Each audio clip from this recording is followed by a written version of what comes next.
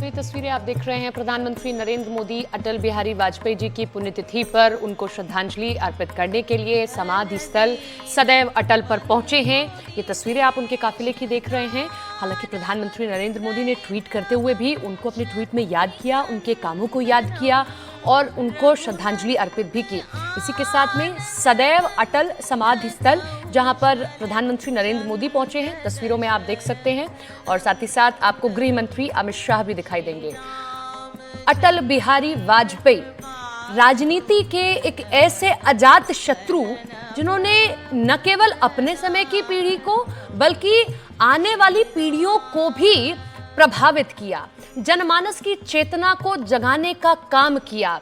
राजनीति में कहते हैं विपक्षी होने चाहिए, आपके दुश्मन नहीं होने चाहिए। ऐसा अटल जी ने करके दिखाया। अटल जी के भाषण, उनके भाषण कहने के तरीके को सभी ने अपनाया और बड़ा याद किया। उनकी भाव भंगिमा, उनका तरीका, उनके शब्द, उनके कवि होने का तरीका, उनकी कविताएं हम सबकी स्मृतियों में हैं। आज वो पीढ़ी भी है जिन्होंने अटल जी की राजनीति के तरीके को न देखा हो, लेकिन जब वो गूगल पर जाकर अटल जी की कविताओं को, अटल जी के भाषण को, अटल जी के बारे में सुनती पढ़ती है तो निश्चित तौर पर पढ़ते ही पढ़ते प्रभावित हो जाती है। क्योंकि उनके जाने के बाद में वाकई में राजनीति में ऐसा व्यक्ति आना दुर्लभ है। एक ऐसा व्यक्ति राजनीति का जब वो भाषण देता है तो शांत होकर संसद के अंदर न केवल उनकी पार्टी के लोग सुनते हैं बल्कि विपक्षी भी शांत बैठकर सुनते हैं। विपक्षी जब संसद के बाहर निकलते हैं या जब उस पार्टी के किसी कार्यक्रम के बाहर निकलते हो तो उतने ही गर्मजोशी से अटल बिहारी वाजपेयी जी से मिलते हैं। अटल जी जो उतने ही आपको जब हंसमुख दिखेंगे, जब बात ऐसी चल रही हो तो वो हंसी ठिठोली भी करेंगे, लेकिन जब बात गंभीर मुद्दों पर चल रही हो तो वो उतनी गंभीर बात कह जाएंगे कि आप उसका आकलन करते रहिए। कविताएं ऐसी जो आज भी आपकी, हमारी, सबकी स्मृतियों में है। ये देखिए, उपराष्ट्रपति भी पहुंचे हैं और सभी अटल बिहारी वाजपेयी जी को श्रद्धांजलि अर्पित करेंगे। हर व्यक्ति आज उनको याद कर रहा है, याद इसलिए भी कि राजनीति में उनका योगदान वाकई बड़ा अहम रहा है। चाहे अपने सैनिकों का मनोबल बढ़ाना हो, चाहे परमाणु परीक्षण करना हो, कैसे सामने वाली एजेंसियां धूल देखती रह गईं बस, लेकिन हमने परीक्षण भी करके दिखा दिया। कैसे एपीजे अब्दुल कलाम को फोन करके ये कहना कि आप जो है अगले राष्ट्रपति होने जा रहे हैं, हंसी ठिठोली भी करना, उस भाव भंगिमा को बताना, उस गरिमा को बनाए रखना। उनकी कविताएं जिनमें एक सबसे बड़ी कविता कि टूटे हुए सपनों की कौन सुने सिसकी, अंतर की चीर व्यथा पलकों पर ठिठकी, काल के कपाल पर लिखता मिटाता हूँ, गीत नया गाता हूँ, गीत नया गाता हूँ। 6 दशक तक भारतीय राजनीति में अपना प्रभाव रखा है।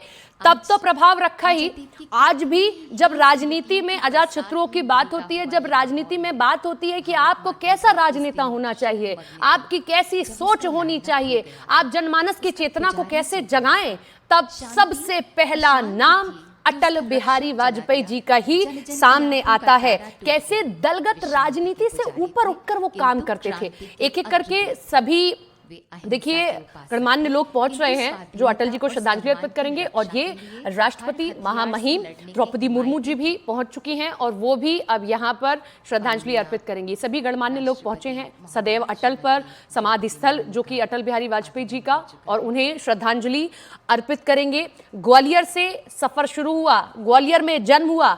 छात्र जीवन जब था तभी समझ आने लगा था कि ये कुछ अलग हैं। उनकी कविताएं, उनका कहने का तरीका राजनीति में तभी से ही, गतिविधियों जो होती हैं राजनेता की, उसमें उनका गहरा रुझान होने लगा था। उसके बाद में एक एक करके अपनी पढ़ाई को भी शुरू किया, फिर जनसंघ के संस्थापक सदस्य वो रहे। और सबसे बड़ी बात होती है कि जब हम विरोध देखते हैं राजनीति में खास तौर पर, तो हम देखते हैं कि किसी एक राजनेता का विरोध उसकी पार्टी के साथ साथ होता है, लेकिन उनके विपक्षी ये कहा करते थे कि हमें व्यक्ति से विरोध नहीं, हमें पार्टी से विरोध है। ये उनका व्यक्तित्व था कि जब वो बोल रहे हैं तो लोग ये कहते हैं कि नहीं, हमें अटल जी से दिक्कत नहीं है, हमें दिक्कत इस पार्टी से जरूर हो सकती है। तो ये आप तैयार करते हैं, जब ऐसा राजनेता बोलना शुरू करता है, जब ऐसा राजनेता कुछ कहना शुरू करता है, तभी ये बातें निकल के सामने आ सकते हैं। ये तस्वीर आप देख रहे हैं, देखिए सबसे पहले श्रद्धा सुमन अर्पित करने के लिए द्रौपदी मुर्मू महामहिम राष्ट्रपति वो पहुंची हैं और पुष्प अर्पित करके अटल जी को, उनके कामों को, राजनीति में दिए गए उनके योगदान को याद कर रही हैं।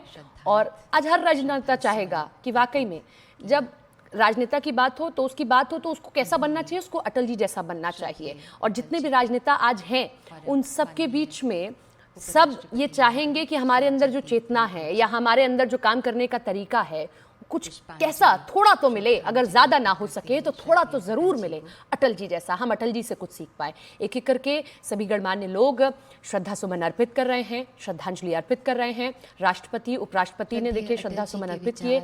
अब प्रधानमंत्री नरेंद्र मोदी का भी गहरा रिश्ता रहा है अटल बिहारी वाजपेयी जी से, क्योंकि प्रधानमंत्री का अगर आप कई इंटरव्यूज पुराने देखेंगे तो वो इस बात का जिक्र करते हैं कि गुजरात से उनका रिश्ता रहा। मुझे जो पहला कॉल आया मुख्यमंत्री बनने के लिए वो अटल जी का ही था। अटल जी की कई बातें उनके भाषणों में वो जिक्र करते हैं कि मैं अगर सीखता हूं कि किससे सीखी जाए तो वो अटल जी हुआ करते थे। अटल जी पहले व्यक्ति थे जिन्होंने फोन करके कहा कि अब तुम्हें बड़ी जिम्मेदारी मिलने जा रही है, अब तुम उसकी तैयारी करो। तो कई मौकों पर भावुक भी हुए प्रधानमंत्री नरेंद्र मोदी उनका जिक्र करते हुए, और कैसे पार्टी को आगे लेकर जाना है, पार्टी को उन्हीं सभी बातों पर जो